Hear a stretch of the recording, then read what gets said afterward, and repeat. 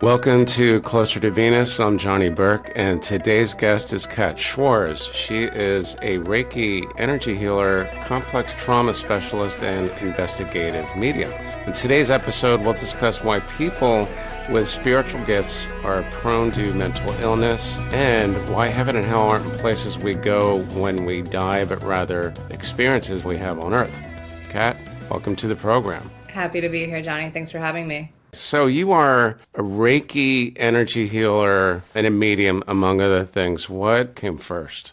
Well, actually, the foundation was a almost 20-year career in physical therapy, in which I was also deeply exploring atheism. So I was very much focused on the idea at that time that we are only these physical bodies and living this one physical life. And it was my own suicidal crisis that radically changed my perspective on that. After my spiritual awakening, it was Reiki that came first. So I was attuned to Reiki, and then through my Reiki, I always felt compelled to deliver messages. And then I would pull cards and realize that the exact messages that I had felt compelled to speak about were the same messages being confirmed by the cards. And I have multiple decks of cards. So it was through that I started to really understand that I was a medium or a channel for these messages. And these weren't just things occurring to my ego to say, but rather actual guidance from a higher guide. You mentioned a couple of things there, guides and also cards. I imagine you are referring to the tarot.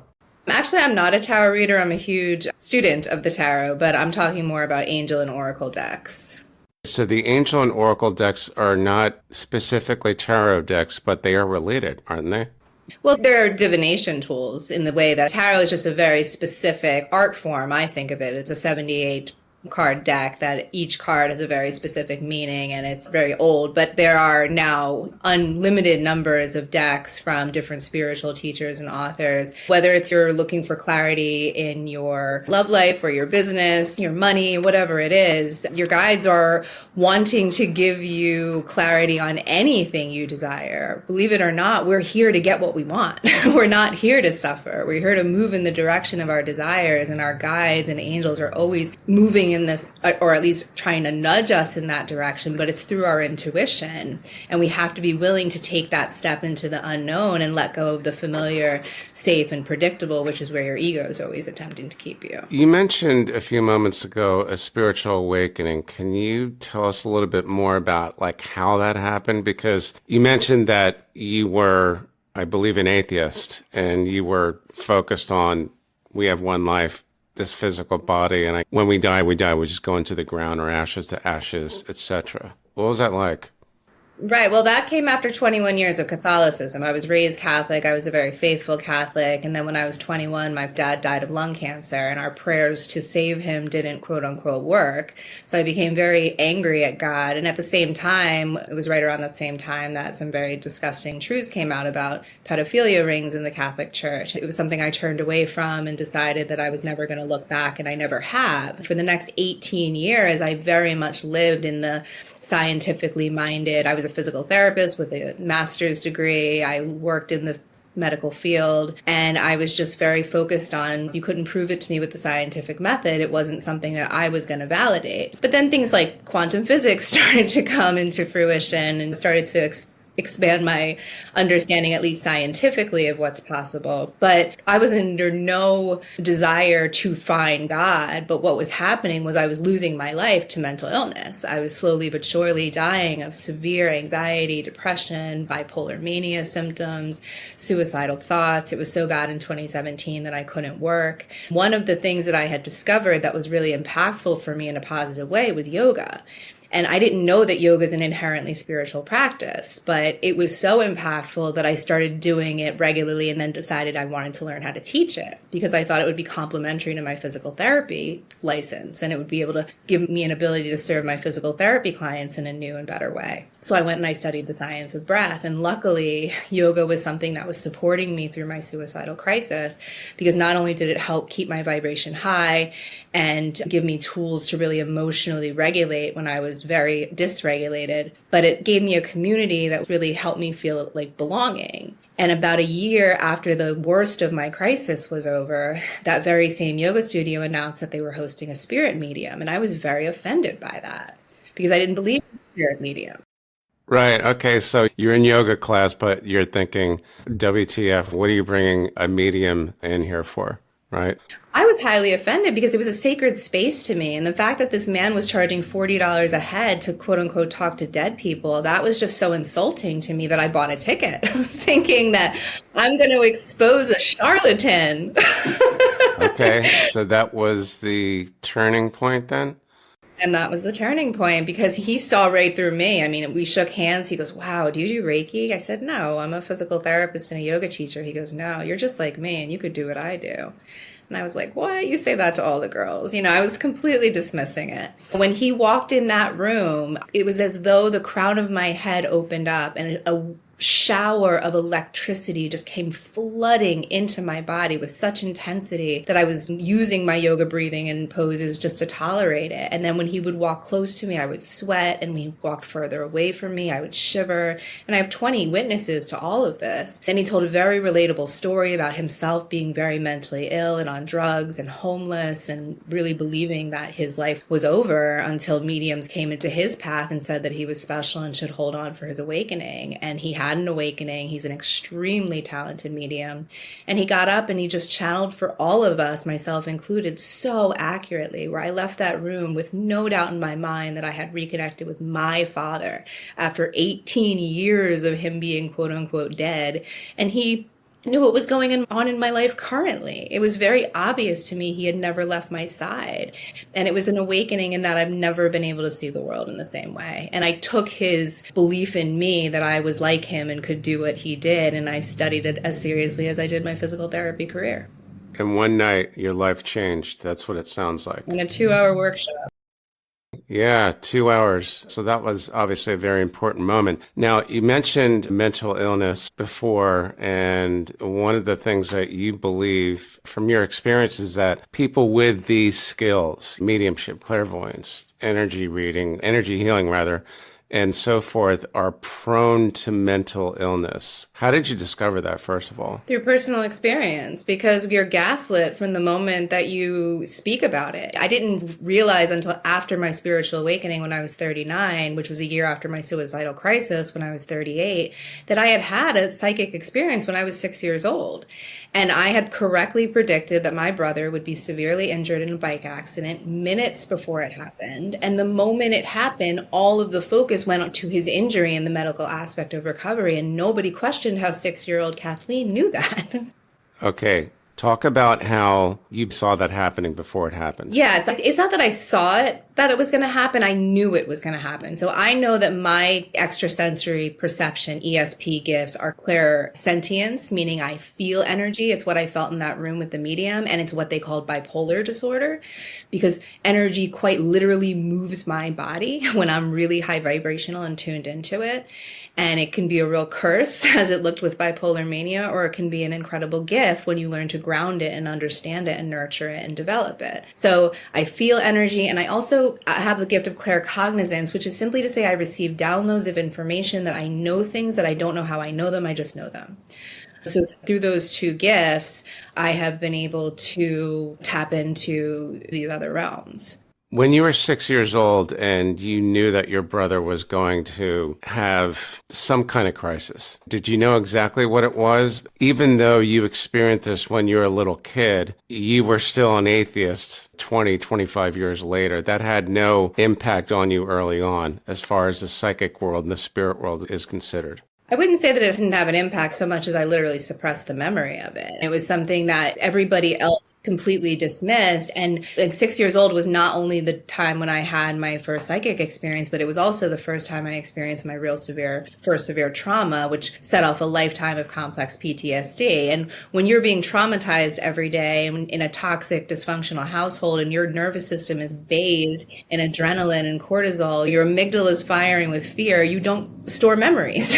Right? So only after awakening to the gift again, remembering, wow, yes, I've always had this gift. And then the other thing I would say about it, for those of us who are gifted in this way, because I believe we are all connected to intuition, you can't disconnect from that. You can pinch it off severely as narcissists do, but you're still connected to that source at the end of the day.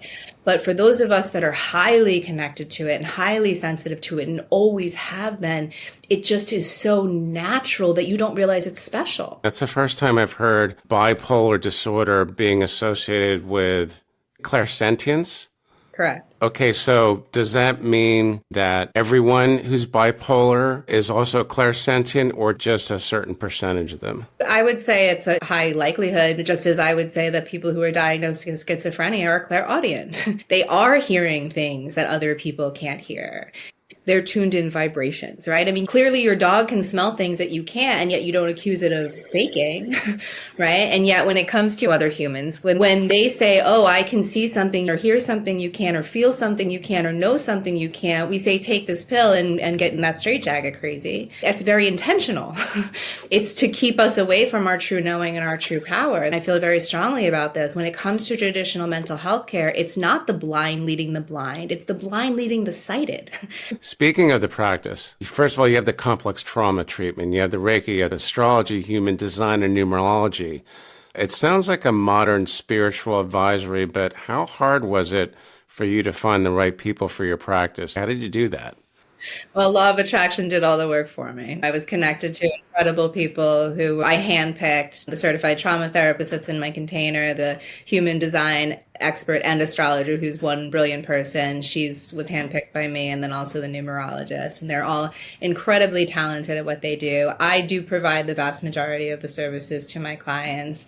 And I love that you put it as a modern spiritual advisory, because I think that's what really differentiates us from traditional mental health care, in that you have complete autonomy in our container. We're not going to tell you you're not seeing what you're seeing, or you don't know what you know, or you don't feel what you feel, or you don't hear what you hear. You're not dismissed and stigmatized because of your diagnosis. The diagnosis is actually irrelevant. We're about healing the symptoms, not just managing them. Is it a modern spiritual advisory, or is it a throwback to what maybe our culture had thousands of years ago? Dolores Cannon was saying thousands of years ago, and I believe she was talking about Atlantis, that they could create anything with their mind. Back in that area, which was probably at least 10, 12,000 years ago, did they have the same skills as your people do, or maybe was it even more advanced? I have no doubt in my mind that we are in the absolute dark ages on this earth right now as far as our spiritual development. Just think about the pyramids, how they're in existence, right? The technology that allowed the pyramids to be built, which was sound technology, doesn't exist on this planet. We've taken many steps back, especially in the psychological and psychiatric realm.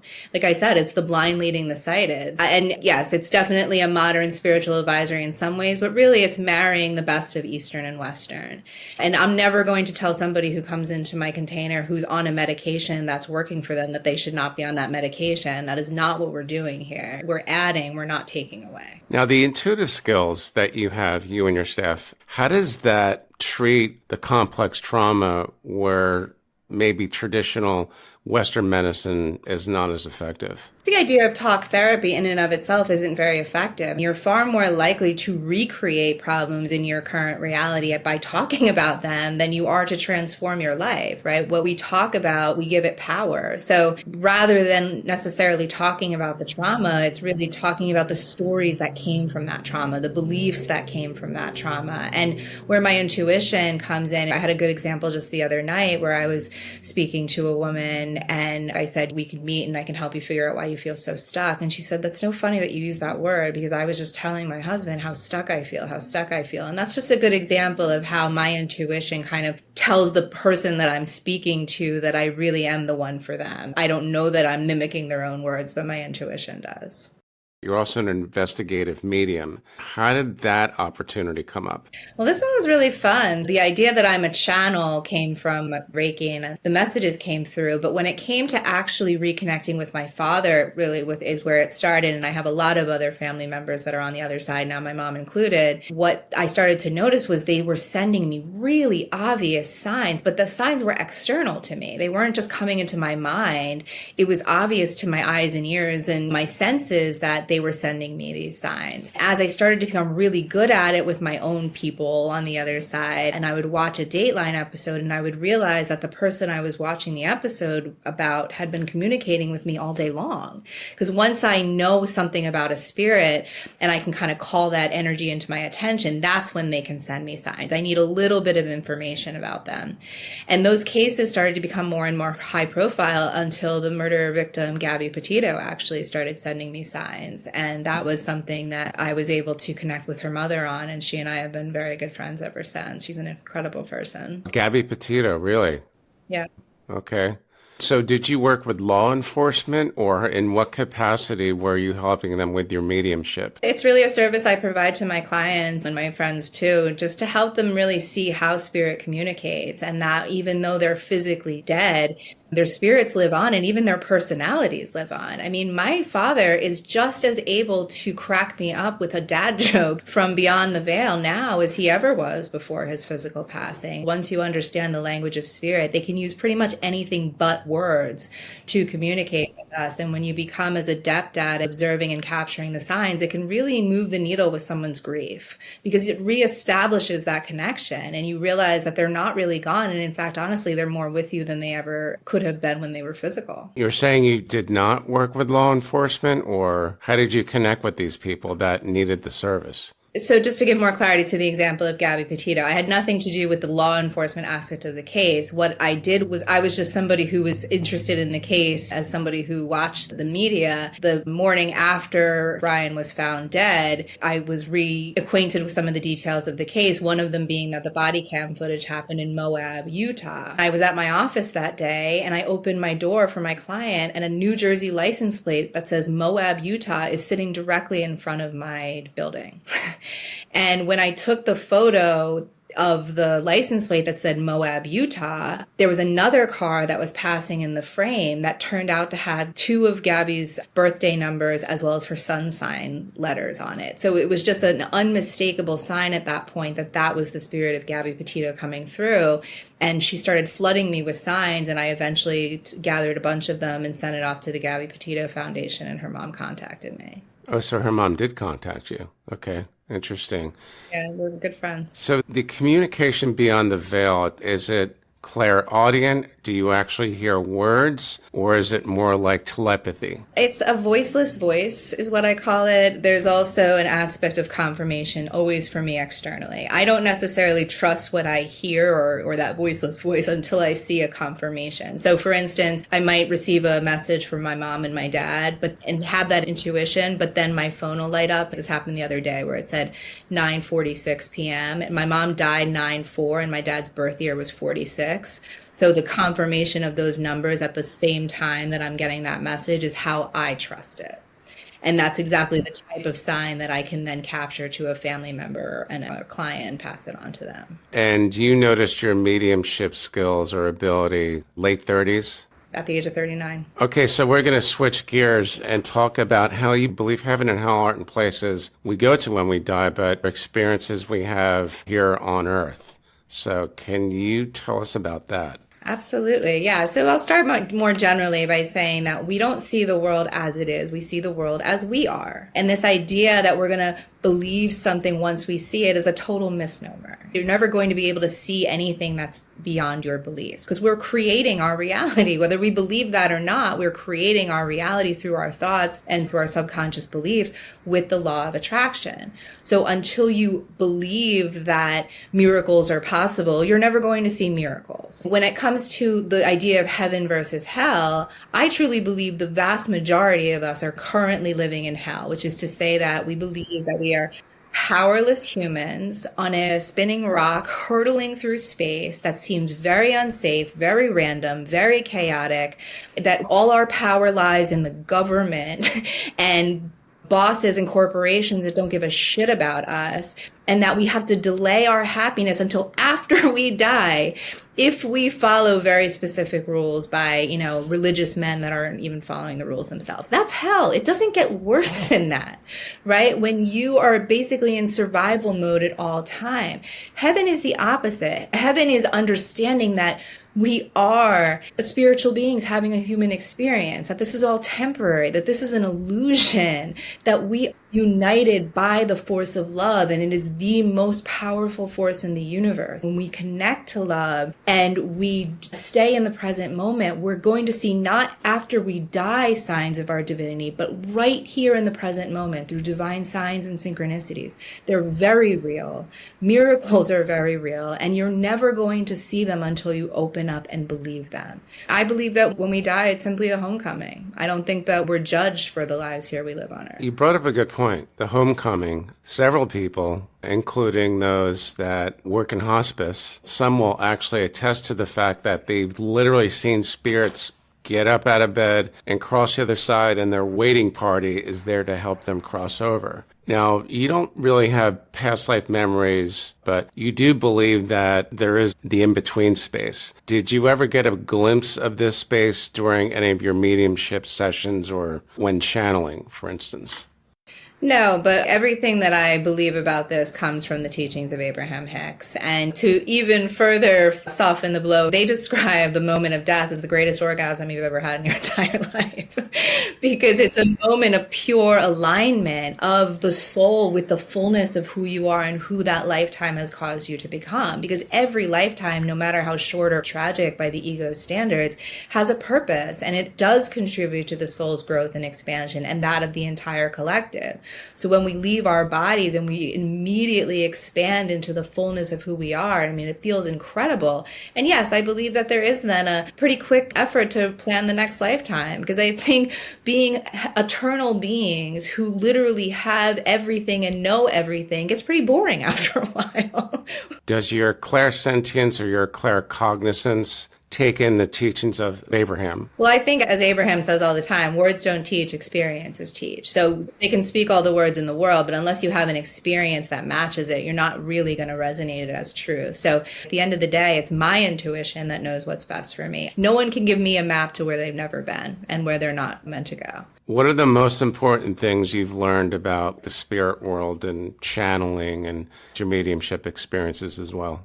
I think that it all comes down to self-love. The more you really understand that you're not here to please anybody but yourself, that you are worthy of all of your desires, and no matter what other people think of you and your life and your choices, that you are able to create the life of your dreams with Source, but it does require a tremendous amount of courage, especially in a world where we're really punished for being our authentic selves. It does, at this point, really cost us belonging, and both are necessities. Authenticity is a need, and belonging is a need. So I'm proud to be among the people and leaders who are creating communities where we can be our weird, spiritual, authentic selves and be accepted and celebrated for it, rather than, burned at the stake. So in other words, the sighted leading the sighted. How about we let the sighted lead the blind? Imagine that. And that as well. All right, Kat, thanks for joining us today. In the meantime, how can our listeners find you online? Thanks for having me, Johnny. Yeah, I'd love to connect. It's coaching.katschwarz. That's SCHWARZ, no T.com. And Kat Schwarz, and that's a K, KATSCHWARZ _CHS is where you can find me on Instagram. You've been listening to Closer to Venus on Johnny Burke. If you enjoyed today's episode, please consider subscribing. In the meantime, you can find more info at closertovenus.com. Thanks for tuning in, and we'll see you next time.